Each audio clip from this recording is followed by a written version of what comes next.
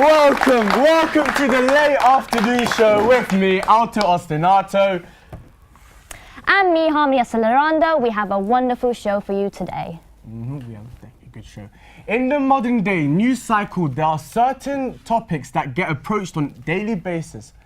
Brexit, immigration, and the economy. In my opinion, those topics can get pretty twisted, as anything related to politics tend to. It's very much like a rap game. Twitter disses, racketeering, backstabbing, and the city court cases. So, the big question, what would you do with a shrinking rate? No, actually, today we are going to be discussing much more than that. We'll be talking about this city, London, and its music scene. Focusing on the profound effect that immigration has had on the London music scene. The Windrush generation, the variety of music they brought in from home that can still be felt today. And to top it off, we have a very special guest joining us later, a record collector and music enthusiast who will be talking to us about music from other generations and countries in London today. Thank you. So Alto, can you tell us where this all started? Well, the beginnings track back to just over 70 years ago, 1948. Hundreds of immigrants from the Caribbean islands, including Jamaicans, Bermudians, Trinidadians, disembarked the Empire Windrush ship in Tilbury Docks in Essex. The thousands of West Indies who followed became known as the Windrush generation. With their arrival, they brought in a kind of music never seen before, genres that at the time were kept underground. We may be familiar with contemporary musicians of today like Kanye West or Drake or even Skepta, but what about Lord Kitchener? Lord Kitchener? You don't know Lord Kitchener? Well, he is described as the Grand Master of Calypso. The Trinidadian singer, whose real name is Alden Roberts, was just one of many passengers on the Empire Windrush. Well, if he was still around today, I would have done anything to get him onto our show. We will be back after this break, so stay tuned.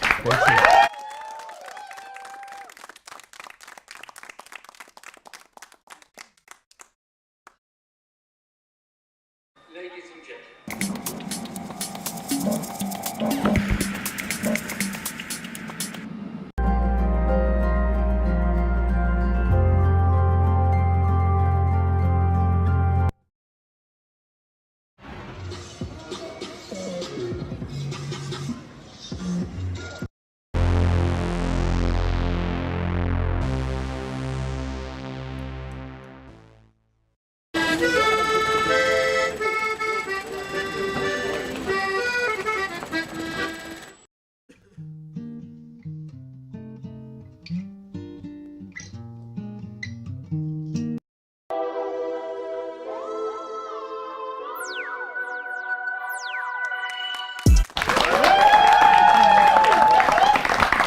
And we are back with even more music to share with you. It's safe to say that the new music had a huge influence on culture and racial integration.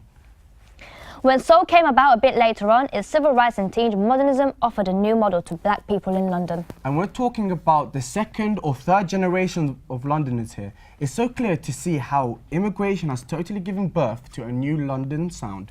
After this break, we'll be back with Barry Crocker to take a deeper dive on this topic, so don't go anywhere.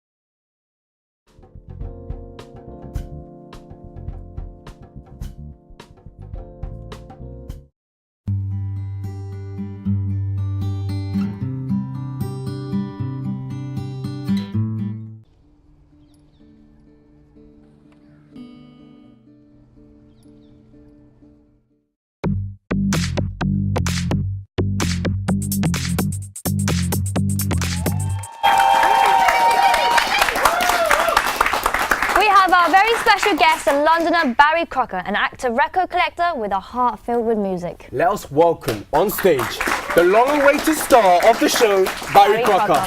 Thank you. It's my absolute pleasure. Thank you for having me. Thank you. So Barry, from what I understand, you have spent the last 30 years collecting records. How did this all start? Well, I would say it began with me growing up in the city. London's unique and glorious music scene is unlike any other, with its diverse, overlapping cultures and an ever-evolving identity. I may have been born with a love for music, but spending my life here has only fueled it. London is a multifaceted canvas of culture, would you say? Yeah, exactly. You might find some cultural apathy in American cities or some European cities, but in London, it's nebulous and less definable. You wouldn't realise how much existed here. The music bleeds into everything. I agree. In fact, why don't we hear what the public has to say about music in their own city? What do you believe that immigration has affected a lot of music scene? How do you think it has been affected by it? I think in a good way, like really good way. It has affected like the style of London's created like this universal music style, you know. My God, this is a place to be. You meet the talent just on the street that I'm meeting all the time, from Australia, from New Zealand. Interestingly, Australia, a lot of Australians. All around the world, you meet cool people. You've got things like Windrush, that's strongly affected the culture in central London. That's been brought up of like a lot of people that's gone through cultural boundaries in the sense of coming to London. Are you an immigrant?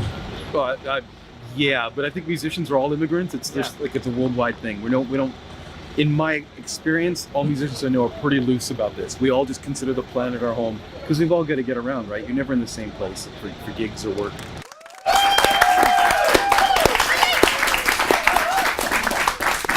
Well, what did you think about that? Brilliant, brilliant. One of the interviewees said that he thought that music is, or all immigrants were musicians.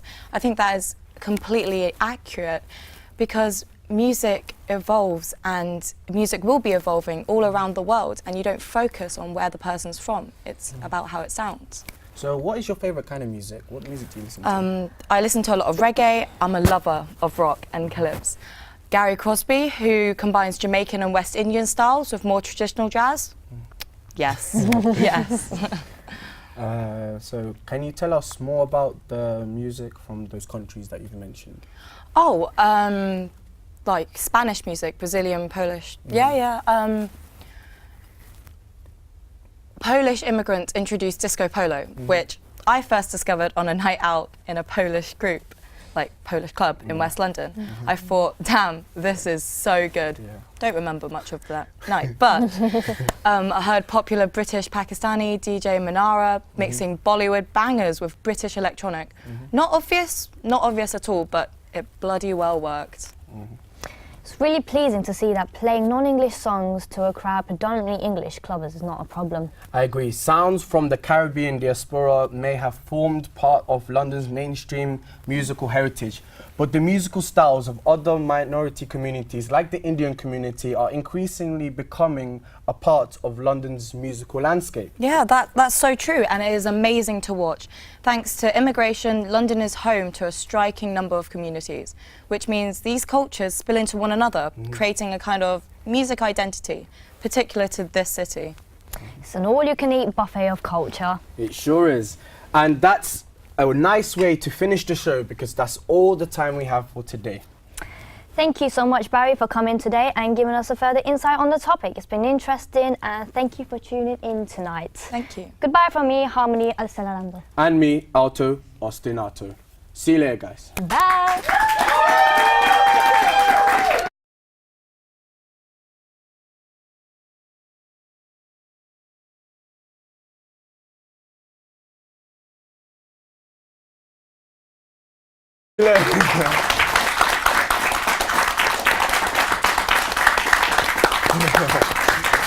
Well.